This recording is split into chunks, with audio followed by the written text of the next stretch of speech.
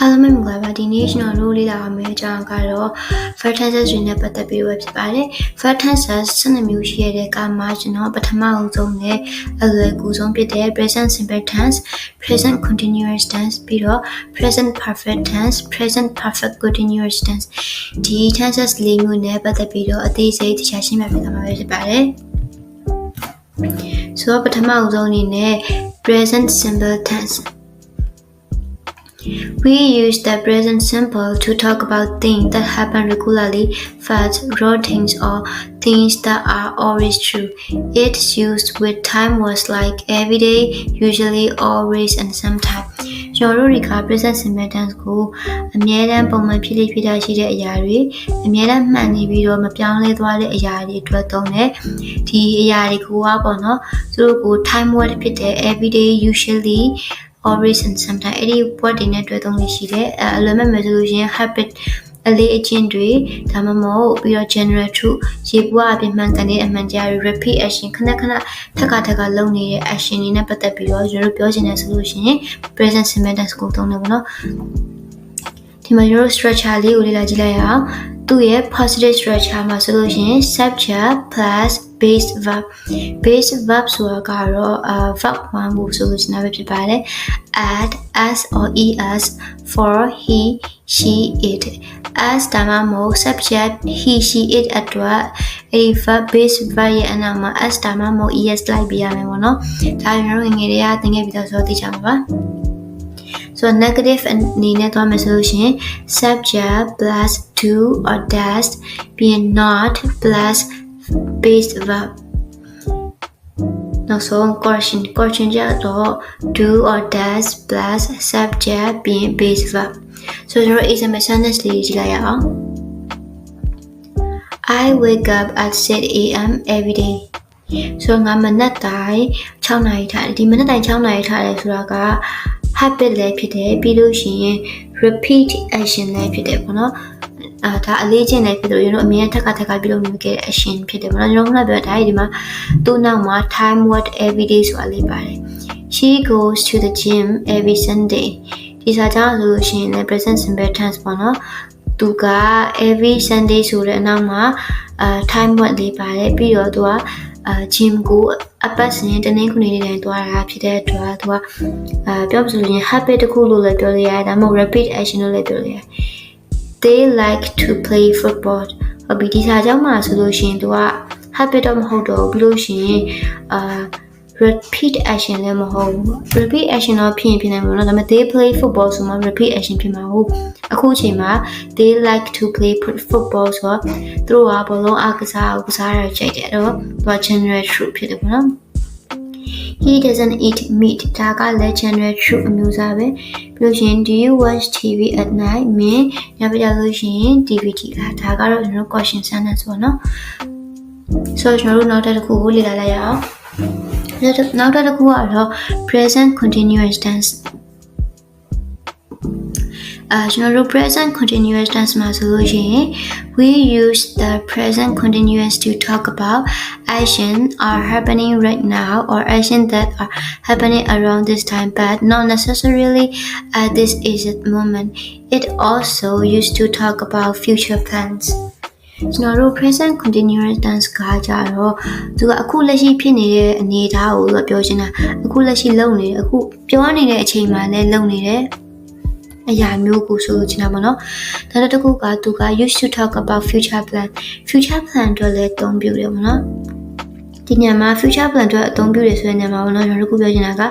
ဒီ future plan နဲ့ပတ်သက်ပြီးတော့ future continuous tense ဆိုတာတက်လာမယ်အဲ့ဒီအခါကျမှဒီဟာကို future plan အတွက်ဘယ်လိုသုံးလဲဆိုတာကိုထပ်ရှင်းပြပေးသွားမယ်ပေါ့နော်ဆိုတော့အောက်မှာ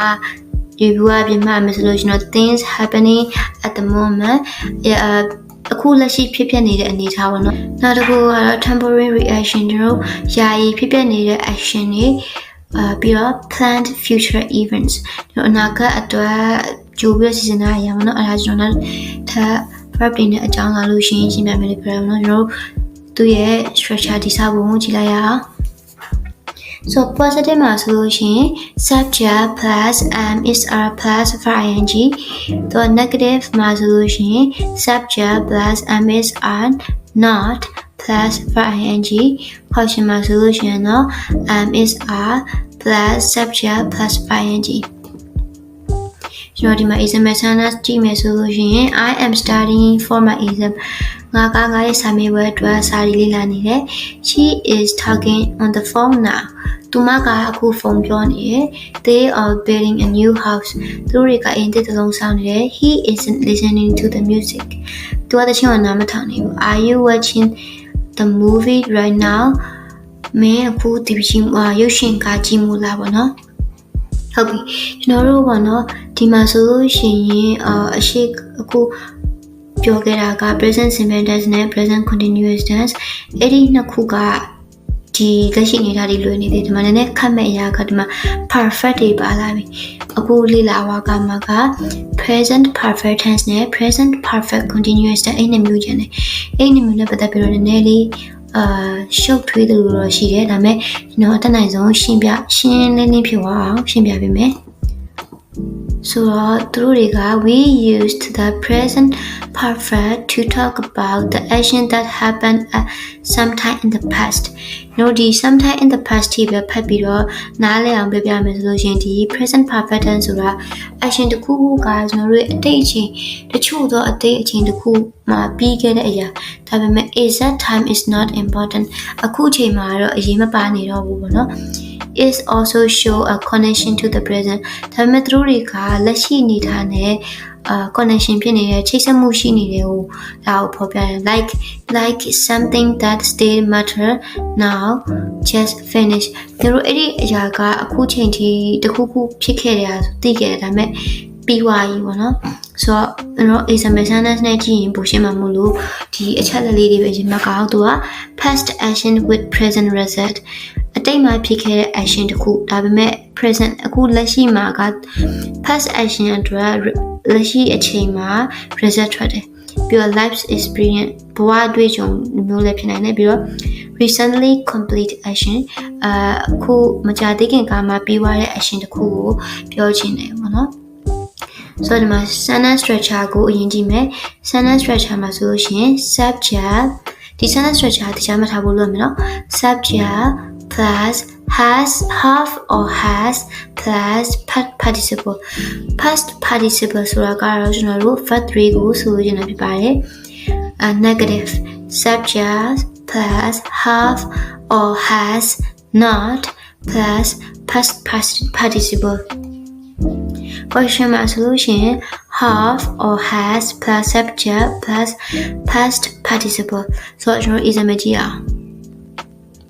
I have finished my homework ငါရဲ့အင်စာကိုပြီးသွားပြီအဲ့ဒါကျွန်တော်ခုနကပြောခဲ့တဲ့ past action with present result အတိတ်မှာကျွန်တော်အင်စာပြီးခဲ့တာကအခုလက်ရှိမှာပြီးသွားပြီဆိုတဲ့ result ကိုထွက်လာစေတယ်အဲ့လိုမျိုးဆိုလို့ချင်တာပြီးတော့ recently complete action ဆိုတာမှာခုနအမကြသေးခင်မီကမှပြီးသွားခဲ့တာဆိုတော့ငါအင်စာကိုပြီးသွားပြီပေါ့နော်အဲ့လိုမျိုးဆိုလို့ချင်တာShe has visited London many times. သူမကလန်ဒန်ကိုအကြိမ်များစွာလဲခဲ့တယ်။အဲ့ဒါကသူကအတိတ်မှာဖြစ်ခဲ့တဲ့ဖြစ်ရတဲ့ခုပေါ့နော်။သူက past action ပါ present result လည်းဖြစ်တယ်ပြီးတော့ life experience ဘဝတွေ့ကြုံလည်းဖြစ်တယ်။လန်ဒန်ကိုခဏတော့လဲဆိုတော့ဘဝတွေ့ကြုံမျိုးလည်းဖြစ်တယ်ပြီးတော့past action အတိတ်မှာဖြစ်ခဲ့တဲ့ action တစ်ခုဒါပေမဲ့အခုလက်ရှိမှာ result အနေနဲ့သူကအတိတ်မှာလန်ဒန်ကိုခဏလဲခဲ့တယ်အခု result အနေနဲ့ကလန်ဒန်ကိုခဏလဲခဲ့တယ်ဆိုတော့ result ထွက်လာတယ်ပေါ့နော်အဲ့လိုမျိုးဆိုလို့ရှင်နော် They have lived here for 5 years သူတို့ကဒီမှာ9နှစ်လောက်နေခဲ့ပေါ့နော်ဆိုတော့သူက life experience လည်းဖြစ်တယ်ပြီးတော့ past action but with present result လည်းဖြစ်တယ်ဆိုတော့ number 4 he hasn't eaten breakfast yet သူကမနက်စာအခုထိမစားသေးဘူးဆိုတော့ he has eaten breakfast solution သူကမနက်စာစားခဲ့ပြီအခု he hasn't သူမနက်စာမစားခဲ့သေးဆိုတော့ past action with present result အတိတ်မှာသူမနက်စာမစားခဲ့ဘူးဒါပေမဲ့အခုချိန်ထိလည်းမစားသေးဘူးအဲ့လိုမျိုးဆိုလို့ရှင်နော် So have you ever been to Japan? Main Japan ကိုရောက်ဘူးလားဒါကတော့ question sentence ပေါ့နော် so ကျွန်တော်ဒီ past perfect tense present perfect tense နဲ့ပတ်သက်ပြီးတော့ရှင်းပြပေးသွားတာကိုနားလည်မယ်လို့ထင်တယ်နောက်တစ်ခုသူထင်တဲ့နည်းလေးတစ်ဆင့်ပိုကောင်းရှုံးမယ် present perfect continuous tense so it's okay တခြားလေးနားထောင်ပြီးတော့လေ့လာရမယ်ဆိုလို့ရှိရင်အဆင်ပြေမှာမို့လို့တခြားလေးကျွန်တော်ဘက်ကနေပြီးတော့ရှင်းပြနားလည်အောင်ရှင်းပြပေးသွားမယ်ပေါ့နော်ဆိုတော့ဆက်ရအောင်ဒီမှာဆိုလို့ရှိရင် we used the present perfect continuous to talk about an action that started in the past and is still happening now or just finished with a focus on how long it has been happening so သူရဲ့အတိတ်ပဲကနေနဲ့နေတယ်ပေါ့နော်သူကဆိုရင်ကကျွန်တော်တို့ပေါ့နော် at actions that in the past ဒီ action တစ်ခုကအတိတ်မှာစခဲ့တယ် but and stay happening now အခုချိန်ထိဖြစ်နေသေးတယ်ကျွန်တော်တို့ဒီ action တစ်ခုကအတိတ်မှာစတင်ခဲ့တယ်ဒါပေမဲ့အခုချိန်ထိဖြစ်နေတယ် or just finish ပြီးသွားခဲ့တာမျိုး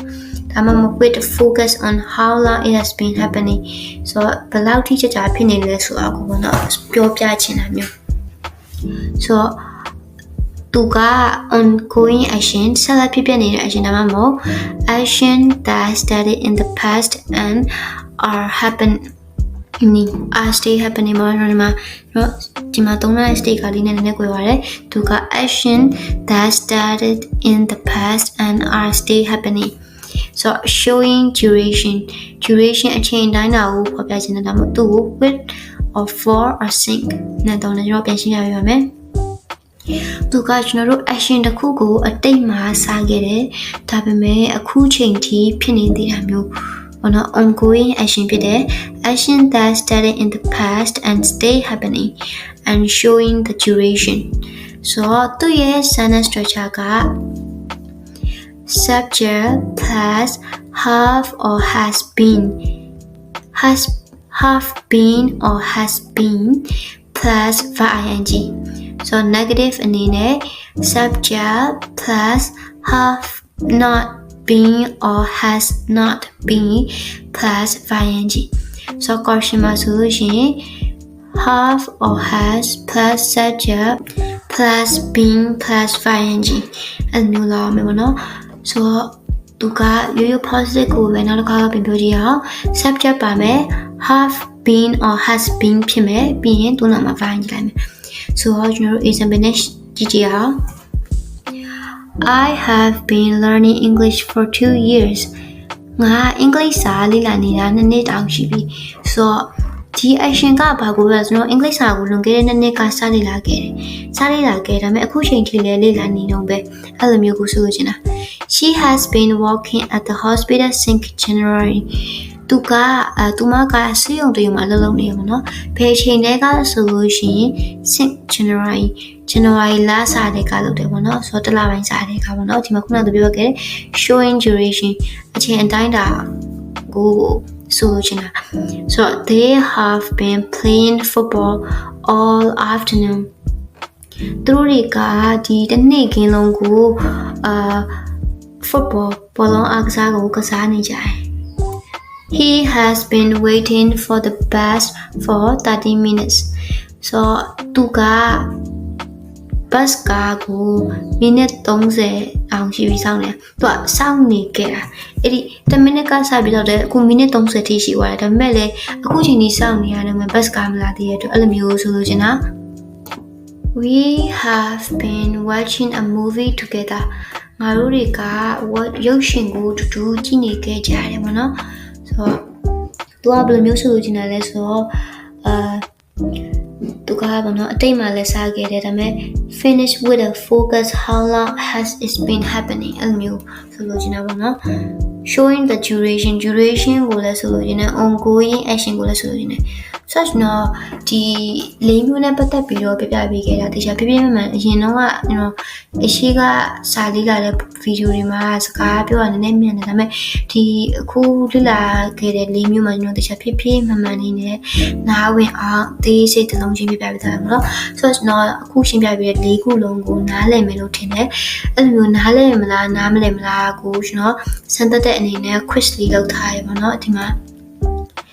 မေကွန်းက10ချောင်းရှိမယ်အဲ့ဒီမေကွန်း10ချောင်းကိုကျွန်တော်တို့ဖြည့်ကြည့်ပေါ့နော်ဗီဒီယိုလေးကိုခဏ pause ပြီးဖြည့်လိုက်ဖြည့်ပြီးလို့ရှိရင်အနောက်မှာကျွန်တော်လည်းဒီလိုဖြည့်တိုင်းမယ်ပေါ့နော်ကျွန်တော်ဘာလို့ဒီဟာကိုလောက်ကလဲဆိုလို့ရှိရင်ကျွန်တော်သင်ပေးခဲ့တာကိုနားမလဲလားနားမလဲနားလဲလားနားမလဲဘူးလားဆိုတာကိုစမ်းသပ်တဲ့အနေနဲ့လည်းဖြည့်တယ်ပြီးတော့ဒီမေကွန်းတွေကိုဖြည့်လိုက်ခြင်းအဖြစ်လဲ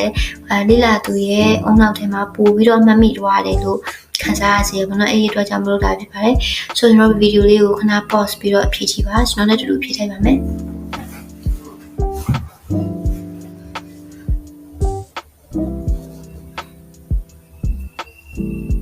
ဆိုတော့ဖြည့်လို့ပြီးပြီလို့ကျွန်တော်ယုံကြည်တယ်ဗီဒီယိုလေးကို pause ပြီးဖြည့်ခဲ့ပြီးပြီဆိုတော့ကျွန်တော်တို့တူ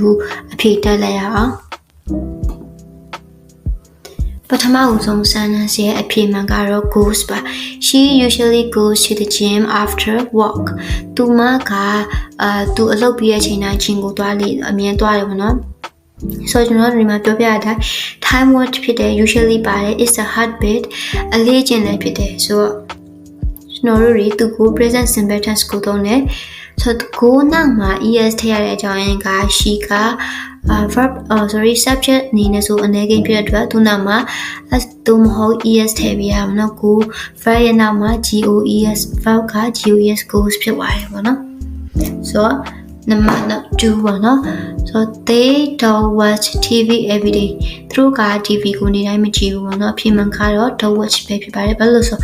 every day ဆိုတာပါနေတာဖြစ်တဲ့အတွက် present simple tense ကိုသုံးပြရမှာဖြစ်ပါတယ်ပြီးတော့ negative formကိုသွားပြမှာဖြစ်တာမလို့တော့သူမြန်မာ subject အနေဆိုလို့ရှိရင် doesn't ဖြစ်မှာပေါ့နော်ဆိုတော့နောက်တစ်ခု number 3 I am studying for my final exam this week ငါရဲ့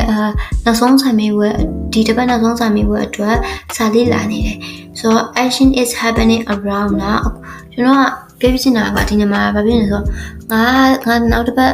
စာမေးပွဲအတွက်ဒီတစ်ပတ်စာမေးပွဲအတွက်စာလေးလာနေတယ်ကျွန်တော်ပြောနေတဲ့အချိန်မှာစာအုပ်ကြီးကိုကိုင်ပြီးတော့လေ့လာနေရလေဖြစ်ရှင်ဖြစ်နိုင်တယ်အဓိကတော့စကားပြောနေတဲ့အချိန်မှာတော့စာလုပ်ဖို့အာရုံရမှာမဟုတ်အဲ့လိုမျိုးဖြစ်နိုင်မှာမဟုတ်ဒီတစ်ပတ်အချိန်အတွင်းမှာကျွန်တော်လုပ်နေတဲ့လုပ်ရတဲ့ကူစာလေးလာနေဆိုလုပ်ရတဲ့ကူဆိုလို့ရှိနေဖြစ်တယ်ပေါ့နော်အားကြောင့်မလို့ I am studying ဖြစ်တယ်So is she cooking dinner right now အဲ့ဒါမှ right now ပါနေတယ်အခုအချိန်မှာဖြစ်နေတာကိုဆိုလို့ရှိနေဖြစ်တဲ့အတွက်သူက question ထိုင်းနေပေးရတာမလို့ is she cooking ဖြစ်သွားပါတယ် So we have visited Thailand many times so ငါတို့က Thailand ကိုအကြိမ်ကြီးအများကြီးအလဲပတ်ခဲ့ရမလို့ talking about life experience no life experience ဘဝတွေ့ကြုံတဲ့ပတ်သက်ပြီးတော့ sharing လုပ်ပြီးတော့မနော် no specific time တော့တိကျတဲ့အချိန်တခုမရှိဘူးသူမှာ so I'm a low present perfect tense ကိုသုံးတာပါနော် so နောက်တစ်ခု he hasn't finished his project yet သူကသူ့ရဲ့ project မပြီးသေးဘူးချိန်ထိသူက negative form အနေနဲ့သွားတယ်ဘာလို့လဲဆိုတော့သူ့ရဲ့ project ကိုခုချိန်ထိမပြီးသေးဘူးပေါ့နော်မပြီးမြောက်သေးဘူးဆိုတော့ဆိုလိုချင်တာအဲဒါကြောင့်မလို့ past participle က present perfect tense ကိုသုံးပါတယ် So they have been working on a new design for hours သူတို့တွေက design တဲ့အတွက်အလုပ်နေကြတယ်ဆိုကျွန်တော်ဒီ action ကိုဆက်လုပ်ခဲ့တယ်ဒါပေမဲ့အခုထိလည်းလုပ်နေကြတယ်မပြီးသေးဘူးပေါ့နော်အဲ့ဒါကိုဆိုလို့ရှိနေတာပါ So have you been reading long မင်းစောင့်နေကြဖြစ်နေပြီလားညမဆိုလို့ရှိရင်ကျွန်တော် present perfect continuous tense ကိုသုံးတယ်လို့ဆိုတို့စောင့်နေတဲ့ action တခုကမပြီးသေးဘူးစောင့်ခဲ့တယ်စောင့်နေတော့ပဲအဲ့ဒါဖြစ်တဲ့အတွက်ကျွန်တော်တို့ဒီမှာ question ထိုင်းနေမိရတာဖြစ်တဲ့အတွက် have you been waiting long အဲ့လိုမျိုးသွားရပဲဖြစ်ပါတယ်ပြီးတော့ she has been reading the same book since last week သူမကဒီစာအုပ်ကိုပေါ့နော်ဖတ်တာလွန်ခဲ့တဲ့ပတ်ထဲပြောချင်တာကသူမဒီစာအုပ်ကိုဖတ်နေခဲ့တာဒီလွန်ခဲ့တဲ့ပတ်ထဲကပေါ့နော် ဆိုတော့သူမကစတင်ဖတ်ခဲ့ဒါပေမဲ့လည်းခုထိဖတ်နေတော့ဖတ်လို့မပြီးသေးဘူးပေါ့နော်စတင်ပြီးတော့ဖတ်နေခဲ့So အားကြောင့်မို့ since ကဒီညမှာကျွန်တော်တို့ duration ကိုပြတယ်ကျွန်တော် present perfect continuous ကိုသုံးထားတယ်နောက်ဆုံးတစ်ခုရောက်လာပါပြီI have known him for 5 years ငါသူ့ကိုငါနဲ့ဆိုနေခင်ခဲ့တာသိခဲ့တာ9နှစ်ရှိပြီ So know က notative verb ဒီညမှာဆိုလို့ရှိရင်use in continuous form လည်းသုံးနေပြီး present perfect ကိုလည်းသုံးဒီမှာcontinuous ငါသူ့ကိုသိနေတယ်ဆိုပြီးတော့ဗောနော် continuous form နဲ့သုံးလို့မရဘူးပြီးသူ့ကို present perfect ငါသူ့ကိုသိခဲ့တာ9နှစ်ရှိငါသူ့ကိုသိနေခဲ့9နှစ်ရှိပြီအဲ့လိုမျိုးဆိုလို့ရှိနေတာဗောနော်ဆိုတော့ကျွန်တော်ဒီနေ့လေ့လာသင်ကြားခဲ့တဲ့ဘောနော်ဒီ verb tenses လေးမျိုးနဲ့ပတ်သက်ပြီးတော့တခြားရှင်းရမယ်လို့ထင်တယ်မိနစ်ကတော့နည်းနည်းကြာသွားတယ်ပေါ့နော်ဒါပေမဲ့ဒီအဆုံးထိသလုံးချင်းကိုတခြားနားထောင်ပြီးတော့လေ့လာပြီးခဲ့တဲ့ကြောက်ချင်းတောင်းကျေးဇူးအများကြီးတင်ပါတယ်ဒီ verb တွေကပေါ့နော်အမြဲတမ်းလုံးနေတဲ့အစားလုံးနေတဲ့လူတွေတောင်မှကျွန်တော်တို့အခြေအနေတွေအရရက်တွေမှာခွဲခြားပြဖို့ရှင်းလင်းပြဖို့ဆိုတာနည်းနည်းစာမလို့တင်မိလာတဲ့အခါမှာနည်းနည်းခက်ခဲတယ်ပေါ့နော်အဲဒါကြောင့်ဒီ verb တွေနဲ့ပတ်သက်ပြီးတော့ထပ်ခါသိပြီးတော့မမားချင်တော့ထပ်ခါလေ့ကျင့်ရမယ်ပေါ့နော်ဆိုတော့ရဲ့ဗီဒီယိုလေးကိုဆုံးဖြတ်ကြည့်ပြီးအချင်းစီတိုင်းကိုကျေးဇူးအများကြီးတင်ရှိပါတယ်အခုချိန်ဒီစိတ်ရှိနဲ့အကြာကြီးကြည့်ပြီးတော့ပေါ့နော်ကျွန်တော်နောက်ထပ်ဗီဒီယိုတွေလည်းဆက်လုပ်ပါမယ်ဒီ channel verb ရှင်းမျိုးနဲ့ပတ်သက်ပြီးတော့ပေါ့နော်ဆိုတော့ဒီနေ့တော့ကြောက်ပါပဲတတာ